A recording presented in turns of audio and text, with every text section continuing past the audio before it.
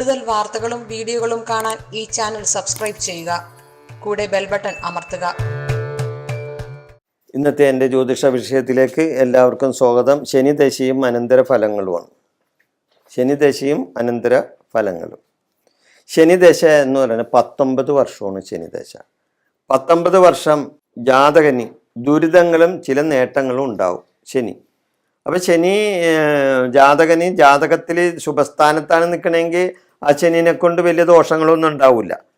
പക്ഷെ ദുസ്ഥാനത്താണ് ശനി ജാതകത്തിൽ നിൽക്കണമെങ്കിൽ ജാതകന് ദോഷങ്ങളുണ്ടാവും. ശനിദശയിൽ വിവാഹം നടക്കാം, വീട് വെക്കാം, സ്ഥലം വാങ്ങാം, കച്ചവടം നടത്താം, നൂതന സംരംഭങ്ങൾ ചെയ്യാം. ഇതൊന്നും കുഴപ്പമൊന്നുമില്ല. ശനിദശയിൽ എന്തൊക്കെ നടക്കും. ഒട്ടുമിക്ക ആൾക്കാരുടെയൊക്കെ വിവാഹം നടക്കുന്നത് ശനിദശയിലും രാഹുദശയിലും ആയിരിക്കും. ഒന്ന് ശ്രദ്ധിച്ചാൽ അറിയാൻ പറ്റും. ശനിദശയിലായിരിക്കും രാഹു ദശയിലും ശനിദശയിലും രാഹു ദശയിലൊക്കെയാണ് ഒട്ടുമിക്ക പേരുടെയൊക്കെ വിവാഹം നടക്കുന്നത്. അപ്പോൾ അതുകൊണ്ട് ശനി കല്യാണമൊന്നും നടക്കില്ല. ശനി കല്യാണം തടയില്ല. കാരണം അങ്ങനെ നടക്കുന്ന 19 വർഷം വിവാഹം നടക്കാതിരിക്കണമല്ലോ ശനി കല്യാണം ഇത് ചെയ്താൽ തടഞ്ഞാൽ. അപ്പം അതുകൊണ്ട് 19 വർഷത്തെ ശനി വിവാഹം മാത്രമല്ല, ഒരു ഇങ്ങനെയുള്ള കാര്യങ്ങൾക്കൊന്നും തടസ്സം ഉണ്ടാക്കില്ല. വേറെ ചില കാര്യങ്ങൾക്കൊക്കെ തടസ്സം ഉണ്ടാക്കും. അതായത് എന്താണ്, വിവാഹം നടക്കാം, വീട് വെക്കാം, സ്ഥലം വാങ്ങാം, കച്ചവടം തുടങ്ങാം, അതുപോലെ എന്തെങ്കിലും സംരംഭങ്ങൾ തുടങ്ങുന്നതിനൊക്കെ ശനിദശാകാലത്ത് ഒരു കുഴപ്പമില്ലൊക്കെ ചെയ്യാം. പിന്നെ നോക്കും കണ്ടുമൊക്കെ ചെയ്യണമെന്ന് മാത്രം. എനിക്ക് ശനിദശയാണ്, ഞാൻ പൈസയൊക്കെ മുടക്കുമ്പോൾ ഒന്ന് ശരിക്കും നോക്കണം. പണം നഷ്ടം ശനിദശയിൽ നമ്മൾ അറിയാതെ തന്നെ നമ്മുടെ പണം നഷ്ടപ്പെട്ടു പോകാനൊക്കെ സാധ്യതകൾ വരും. അപകടങ്ങളുണ്ടാകും. അപകടങ്ങളൊക്കെ വരാം ശനിദശയിൽ. അതൊക്കെ നമ്മൾ സൂക്ഷിച്ച് കൈകാര്യം ചെയ്യണമെന്ന് മാത്രം. അല്ലാതെ 19 കൊല്ലം വീട്ടിൽ പെരക്കാത്ത് കയറി എനിക്ക് ശനിദശയെന്നും പറഞ്ഞ് ഇരിക്കേണ്ട കാര്യമില്ല. അപ്പോൾ ശനിയെ പൂജിച്ച് ശനിക്ക് വേണ്ട വഴിപാടുകളെല്ലാം ചെയ്ത് കാര്യങ്ങൾ മുന്നോട്ട് പോയാൽ ഒരു കുഴപ്പമില്ല. ശനിദശ നമുക്ക് ഗുണങ്ങളാക്കി മാറ്റാം. സ്ഥാനചലനങ്ങളും ദൂരയാത്രയും സ്ഥലമാറ്റങ്ങളും ധനനഷ്ടവും മാനഹാനികളും ദുഷ്ടപ്രവർത്തികളും ചീത്ത കൂട്ടുകെട്ടുകളും ഉണ്ടാകും. വേണ്ടപ്പെട്ടവരുടെ മരണവും ഈ കാലത്തുണ്ടാകാം. ധനനഷ്ടത്തോടൊപ്പം ധനലാഭവും ഇവർക്കുണ്ടാകും.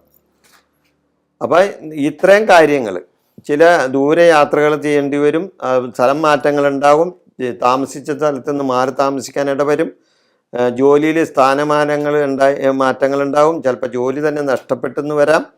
അതല്ലെങ്കിൽ അതുകൂടാതെ ചില ചീത്ത കൂട്ടുകെട്ടുകളിലൊക്കെ ചെന്ന് പെടാനൊക്കെ സാധ്യതയുണ്ട്. അതോടൊപ്പം നമ്മുടെ വേണ്ടപ്പെട്ട ചില ആൾക്കാരുടെയൊക്കെ മരണമൊക്കെ ശനിദശാകാലത്തായിരിക്കും. നമ്മുടെ ശനിദശാകാലത്തായിരിക്കും നമ്മുടെ ചില വേണ്ടപ്പെട്ട ആളുകൾ നമ്മളിൽ നിന്ന് വേർപിരിഞ്ഞു പോകുന്നത്. അതോടൊപ്പം ചിലപ്പോൾ ധനനഷ്ടം ഉണ്ടാവും, ചിലപ്പോൾ ധനലാഭം ഉണ്ടായിരുന്നു വരും. ശനിയുടെ സ്വോപഹാരം. ശനി സ്വോപഹാരത്തിൽ, ശനിദശയിൽ തന്നെ ശനിയുടെ സ്വോപഹാരത്തിൽ ഭാര്യ, സന്താന ദുരിതം, രോഗവും ദുഷിച്ച സ്ത്രീകളുമായി കൂട്ടുകെട്ട് ഇതുണ്ടാവും. അത് ശനിയുടെ തന്നെ ദശാകാലത്ത് ശനിയുടെ സ്വോപഹാര സമയത്ത് ഭാര്യക്ക് ദോഷം, സന്താന ദുരിതം, രോഗവും ദുഷിച്ച സ്ത്രീകളുമായി കൂട്ടുകെട്ടുകളൊക്കെ ഈ സമയത്ത് ഉണ്ടാകാം. അതുപോലെ ശനിദശയിൽ ബുധാപഹാര കാലത്ത് സുഖം, ധനം, യശസ്, കൃഷി, കച്ചവടം ഇതിൽ ഉയർച്ചയുണ്ടാവും. ഉണ്ടല്ലേ? അപ്പോൾ ശനിദശ നമുക്ക് ഗുണങ്ങൾ ഉണ്ടാക്കും. ബുധൻ്റെ അപഹാര കാലത്ത് ശനിദശയിൽ ബുധൻ്റെ കാലത്ത് ഗുണമുണ്ടാകും. പിന്നെ ശനിദശയിൽ കേതുവിൻ്റെ അപഹാര കാലത്ത് വാതരോഗം, പിത്തരോഗം, കലഹം, ദുസ്വപ്നം, നീചമായ കൂട്ടുകെട്ട് ഇതെല്ലാം കേതുവിൻ്റെ അപഹാരകാലത്ത്, ശനിദശയിൽ കേതുവിൻ്റെ അപഹാരകാലത്തുണ്ടാവും. പിന്നെ ശനിദശയിൽ ശുക്രൻ്റെ അപഹാരകാലത്ത് സ്ത്രീയെ കൊണ്ട് ലാഭം ഉണ്ടാവും, സ്ത്രീകൾ മുഖാന്തരം ലാഭം ഉണ്ടാവും, ബന്ധുസ്നേഹം ഉണ്ടാവും, ബന്ധുക്കളായിട്ടൊക്കെയുള്ള നല്ല സ്നേഹത്തിൽ കഴിയും, കൃഷിയിൽ നിന്നും ആദായവും കിട്ടും ശുക്രൻ്റെ അപഹാരകാലത്ത്, ശനിദശയിൽ ശുക്രൻ്റെ അപഹാരകാലത്ത്. പിന്നെ സൂര്യൻ്റെ അപഹാരകാലത്ത്, ശനിദശയിൽ സൂര്യൻ്റെ അപഹാരകാലത്ത് ഭാര്യ, മക്കള്, നാശം, കള്ളന്മാരിൽ നിന്നും ഉപദ്രവം, ഭയം എന്നിവയും ഉണ്ടാവും സൂര്യൻ്റെ അപഹാരകാലത്ത്. പിന്നെ ചന്ദ്രാപഹാരകാലം, ശനിദശയിൽ ചന്ദ്രൻ്റെ അപഹാരകാലത്ത് ഗുരുജനങ്ങളുടെ മരണമുണ്ടാകും. നമ്മൾക്കിടെ ഗുരുജനങ്ങളുടെ മരണം ഉണ്ടാകും, ദുഃഖമുണ്ടാകും, ബന്ധുജന വിരോധമുണ്ടാകും, ജലരോഗങ്ങൾ നമ്മൾക്കുണ്ടാവും. ജലജന്യമായ രോഗങ്ങൾ ഈ ശനിദശയിൽ ചന്ദ്രൻ്റെ അപഹാരകാലത്തുണ്ടാവും. പിന്നെ ഇനി ശനിദശയിൽ ചൊവ്വയുടെ അപഹാരകാലമാണ്. ശനിയുടെ ചൊവ്വയുടെ അപഹാരകാലത്ത് സ്ഥാനഭ്രംശം ഉണ്ടാവും, മഹാരോഗങ്ങൾ നമ്മൾക്ക് പിടിപെടാം, സഹോദരങ്ങൾക്ക് ദുരിതം ഉണ്ടാവും, കൂട്ടുകാർക്ക് ദോഷം കിട്ടും. നമുക്ക് കൂട്ടുകാർക്ക് ദോഷമൊക്കെ ഉണ്ടാവും, സ്ഥാനഭ്രംശം ഉണ്ടാവും, മഹാരോഗങ്ങൾ പിടിപെടാം, സഹോദരങ്ങൾക്ക് ദുരിതങ്ങളെല്ലാം ഈ ചൊവ്വയുടെ അപഹാരകാലത്ത് ശനിദശയിലുണ്ടാവും. പിന്നെ ശനിദശയിൽ രാഹുവിൻ്റെ അപഹാരകാലം, ശത്രുദോഷം, വ്യസനം, രോഗം, ധനനാശം, രാജപീഠ എന്നിവയുണ്ടാകാം. രാഹു ശനിദശയിൽ രാഹുവിൻ്റെ അപഹാരകാലത്ത് ശത്രുക്കൾ ഉണ്ടാകാം, വ്യസനം കയറാം, രോഗങ്ങൾ വരാം, ധനനാശങ്ങൾ വരാം, അതുപോലെ തന്നെ രാജപീഠകൾ ഉണ്ടാകാം.